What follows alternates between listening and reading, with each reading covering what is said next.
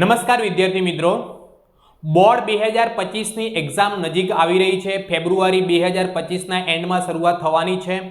એ વસ્તુને ધ્યાનમાં રાખીને આપણે ધોરણ 12ની અંદર નામાના મૂળ તત્વો એટલે કે એકાઉન્ટની અંદર ગાલા એસાઇનમેન્ટ બુક પ્રશ્નપત્ર 1નું સોલ્યુશનની શરૂઆત કરી રહ્યા છીએ. આ યુટ્યુબ ચેનલ પર એવી રીતે દરેક પ્રશ્નપત્રનું સોલ્યુશન મૂકવામાં આવશે. જે પણ વિદ્યાર્થી મિત્રો ધોરણ 12ના ટેલિગ્રામ ગ્રુપની અંદર જોડાવા માંગતા હોય તો નીચે ડિસ્ક્રિપ્શનની અંદર લિંક આપેલી છે. એ ગ્રુપની અંદર તમને જે પણ આપણે સોલ્યુશન કરીએ છીએ એની તમને પીડીએફ મળી જશે. હવે આપણે પ્રશ્નપત્ર 1 વિભાગ 1 એની સોલ્યુશન કરવા જઈએ તો પ્રશ્નપત્ર 1ની અંદર વિભાગ A એટલે બોર્ડની અંદર તમારે વિભાગ A ની અંદર 20 MCQ પૂછાય છે અને 20 MCQ ફરજિયાત છે. તો આપણે સૌપ્રથમ આ પ્રશ્નપત્ર 1 ની અંદર પહેલો MCQ શું આપેલું છે કે ભાગીદારોના ઉપાડ પરનું વ્યાજ એ ભાગીદાર માટે શું કહેવાય? તો ભાગીદારના ઉપાડ પરનું વ્યાજ એ ભાગીદાર માટે ખર્ચ કહેવાય. હવે જુઓ એના જેવો જ એક પ્રશ્ન બીજો પણ પૂછી શકે છે કે મૂડી પરનું વ્યાજ. તો આપણે એની આખી પૂરી સમજણ મેળવી લઈએ. જુઓ તમને બાજુમાં એક વસ્તુ મેં લખેલી છે. એક હોય આપણો ઉપાડ પરનો વ્યાજ, એક હોય આપણો મૂડી પરનો વ્યાજ. એક પેઢી માટે હોય અને બીજો કોના માટે હોય? ભાગીદાર માટે. એક પેઢી માટે હોય છે અને બીજો કોના માટે? ભાગીદાર માટે. તો ઉપાડ પર વ્યાજ એ પેઢી માટે શું કહેવાય? ખર્ચ. ઉપાડ પર વ્યાજ એ ભાગીદાર માટે શું કહેવાય? આવક. મૂડી પર વ્યાજ એ પેઢી માટે શું કહેવાય? આવક. અને મૂડી પર વ્યાજ એ ભાગીદાર માટે શું કહેવાય? ખર્ચ. આ ચાર વસ્તુ તમે તૈયાર કરી દેજો. આની અંદરથી એક MCQ 100% પૂછાય છે. હવે આપણે બીજા MCQ તરફ જઈએ. બીજા નંબરનો MCQ શું છે જુઓ. ABC નું નફા નુકસાનનું પ્રમાણ 3:2:1 છે. એટલે ત્રણેય ભાગીદારો 3:2:1 ના પ્રમાણમાં નફો નુકસાન વેચે છે. તો 3 ને 2 કેટલા થાય? 5. 5 ને કેટલા થાય? 6. કુલ સરવાળો કેટલો થાય છે અહીંયા? 6. અને વર્ષનો વહેંચણી પાત્ર નફો 66,000 હોય તો C ને કેટલો નફો મળે એ આપણે શોધવાનો છે. તો જુઓ અહીંયા હું લખું અહીંયા C ને મળતો નફો. C નો નફો, કુલ નફો વેચણી પાત્ર નફો કેટલો મળ્યો આપણને? 66,000 રૂપિયા ગુણ્યા એની અંદર C નો ભાગ કેટલો? 1 અને પ્રમાણનો સરવાળો કેટલો થયો? 6. તો 66,000 ગુણ્યા 1/6 કરો એટલે કેટલા રૂપિયા આવે? 11,000. એનો મતલબ C ને નફામાં કેટલા રૂપિયા ભાગ મળશે? 11,000 રૂપિયા ભાગ મળશે. ત્રીજા MCQ તરફ જઈએ. અધિક નફો એટલે શું? તો આ જે MCQ છે પાઘડીના મૂલ્યાંકનનું છે. તમને ખબર જ છે કે પાઘડીના મૂલ્યાંકન કરવાની 4 પદ્ધતિઓ છે અને 4 પદ્ધતિના તમને સૂત્રો આવડતા હોય તો ચેપ્ટર પણ આવડી જાય અને સાથે સાથે MCQ પણ પૂછાય છે. જુઓ તો અધિક નફો એટલે કે સરેરાશ નફો માઇનસ અપેક્ષિત નફો. બીજી વસ્તુ કે જ્યારે નેક્સ્ટ MCQ જ્યારે પેઢીમાં દર વર્ષે નફો વધતો હોય ત્યારે કઈ પદ્ધતિ મુજબ પાઘડી માટે નફાની ગણતરી કરવી વધુ હિતાવહ છે? તો જુઓ પાઘડીના મૂલ્યાંકનની 4 પદ્ધતિઓ છે. સરેરાશ નફાની પદ્ધતિ, ભારી સરેરાશ નફાની પદ્ધતિ, અધિક નફાની પદ્ધતિ અને નફાને મૂડીકરણ કરવાની પદ્ધતિ.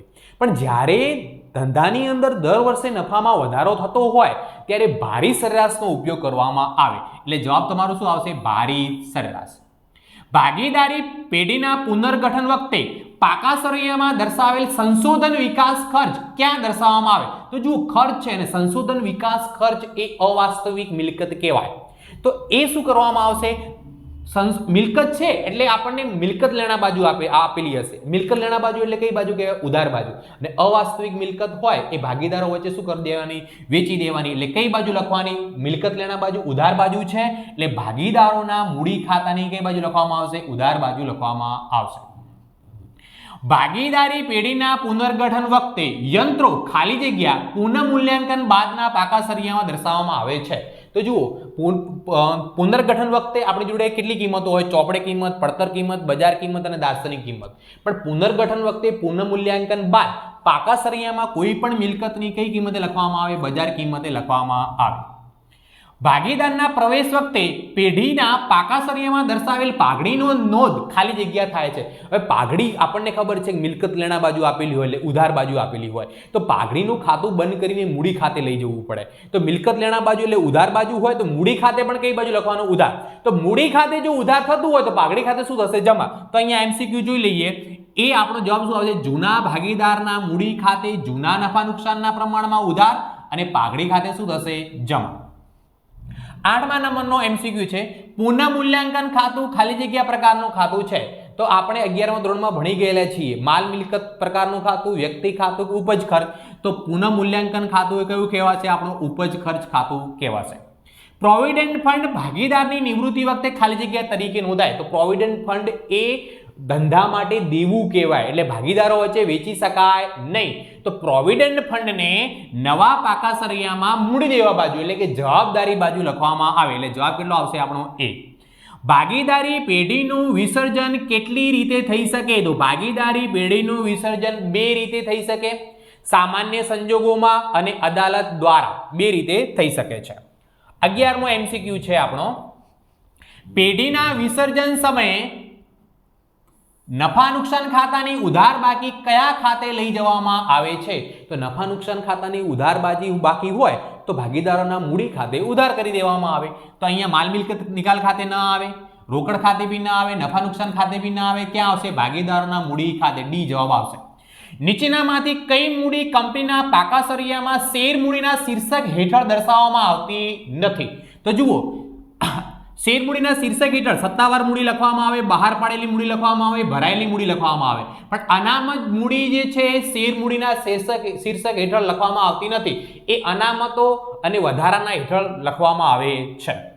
ભારતમાં સેબીનું full form security exchange board of ઇન્ડિયાની સ્થાપના કયા વર્ષમાં થઈ હતી? તો 1991 ની અંદર. ડિબેન્ચર પ્રીમિયમથી બહાર પાડતા મળેલ પ્રીમિયમની રકમ ખાલી જગ્યા છે. તો ડિબેન્ચર વારંવાર બહાર પાડવામાં નથી આવતા, ડિબેન્ચર ક્યારેક બહાર પાડવામાં આવે. તો ડિબેન્ચર બહાર પાડતા જે પ્રીમિયમની રકમ કંપનીને મળે એ કયો નફો કહેવાય? મૂડી નફો કહેવામાં આવશે. સામાન્ય રીતે નાણાકીય પત્રકોના વિશ્લેષણમાં કેટલી બાબતોનું વિશ્લેષણ કરવામાં આવે છે? તો કે 4 બાબતોનું વિશ્લેષણ કરવામાં આવે છે. ધંધાની ટૂંકા ગાળાની સદ્ધરતા અંગેની માહિતી ખાલી જગ્યાનું વિશ્લેષણ કરે છે. તો ટૂંકા ગાળાની માહિતી કે તરલતાનો વિશ્લેષણ કરે છે. ચાલુ મિલકતોમાંથી કઈ મિલકત બાદ કરવાથી પ્રવાહી મિલકતો મળે છે? તો ચાલુ મિલકતોમાંથી સ્ટોક બાદ કરવાથી આપણને પ્રવાહી મિલકતો મળે છે. નીચેનામાંથી કયો ગુણોત્તર નફાકારકતાના ઉપજ આધારિત ગુણોત્તર છે?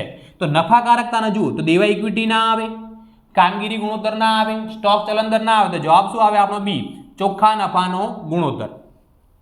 નીચેનામાંથી કયો વ્યવહાર હંમેશા કામગીરી પ્રવૃત્તિઓનો વ્યવહાર બને છે? તો આ જે MCQ છે રોકડ પ્રવાહપત્રકનો છે. એની અંદર 3 પ્રકારની પ્રવૃત્તિઓ હોય: કામગીરી પ્રવૃત્તિ, રોકાણીય પ્રવૃત્તિ અને નાણાકીય પ્રવૃત્તિ. તો અહીંયા MCQ શું છે કે નીચેનામાંથી કયો વ્યવહાર હંમેશા કામગીરી પ્રવૃત્તિનો છે? તો લોન ચૂકવેલ એ નાણાકીયનો પ્રવૃત્તિનો કહેવાય, મળેલ ડિવિડન્ડ બી નાણાકીયનો કહેવાય, ચૂકવેલ ડિવિડન્ડ બી નાણાકીયનો કહેવાય. તો પગારનો ખર્ચ કર્યો જે છે એ કયો કહેવાશે? કામગીરી પ્રવૃત્તિનો વ્યવહાર કહેવાય. નીચેનામાંથી કોનો નાણાકીય ખર્ચમાં સમાવેશ થાય છે? તો કારખાનાના ખર્ચા જે છે ને એ કામગીરી પ્રવૃત્તિમાં આવે, વહીવટી ખર્ચા બી કામગીરી પ્રવૃત્તિમાં, વેચાણના ખર્ચા બી કામગીરી પ્રવૃત્તિમાં. તો નાણાકીય પ્રવૃત્તિમાં શું આવે છે? વ્યાજનો ખર્ચ આવે છે. નેક્સ્ટ વિડીયોની અંદર આપણે મળીશું નેક્સ્ટ વિભાગ સાથે ગાલા એસાઇનમેન્ટની અંદર. ધન્યવાદ.